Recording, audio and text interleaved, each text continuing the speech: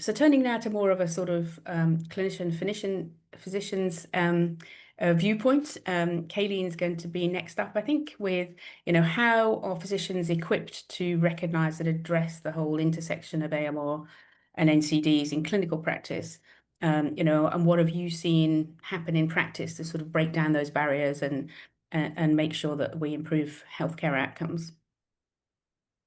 Definitely. Thank you so much, Sue, and thank you for having me in this esteemed panel. It's always an honor to be surrounded by survivors and patient advocates alike. So I think right now I'm going to break it down to kind of two different levels.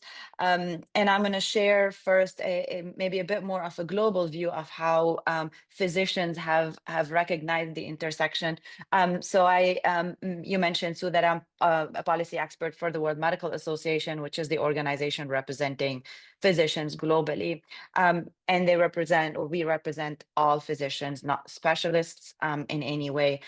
When I brought back the conversation about AMR to the group, which is 115 countries, every single leader from our organizations had a thought or shared an experience, orthopedic surgeons, oncologists, gynecologists, etc. And it really resonated just even at the story or at the policy level, the big conversations that we have in terms of next steps and high level meetings, etc.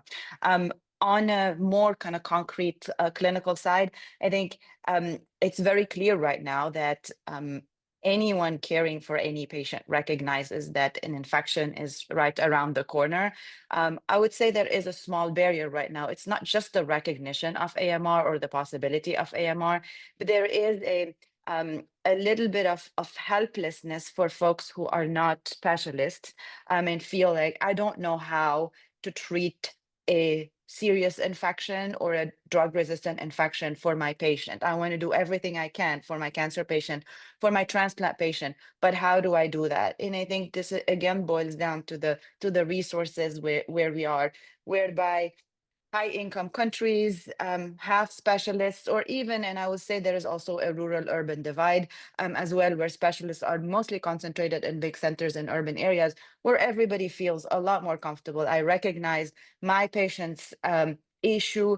I recognize the multi-drug resistant infections, and I have someone to support me. When we're talking about the rural parts of really any country, but also places like my home country, Lebanon, where resources can be quite limited, then in that case, we are seeing a lot of helplessness and ask for help in order to further their practice in caring for patients with non-communicable diseases, or really patients in general. So I think it is something that we really need to think about as we are moving forward towards the high level meeting, is ensuring that this intersection is very well highlighted, but at the same time, really steps for specialist care, for diagnostic care, and on the infectious side as well, is included in all the steps that hopefully will come out of the high level meeting political declaration on NCDs. I think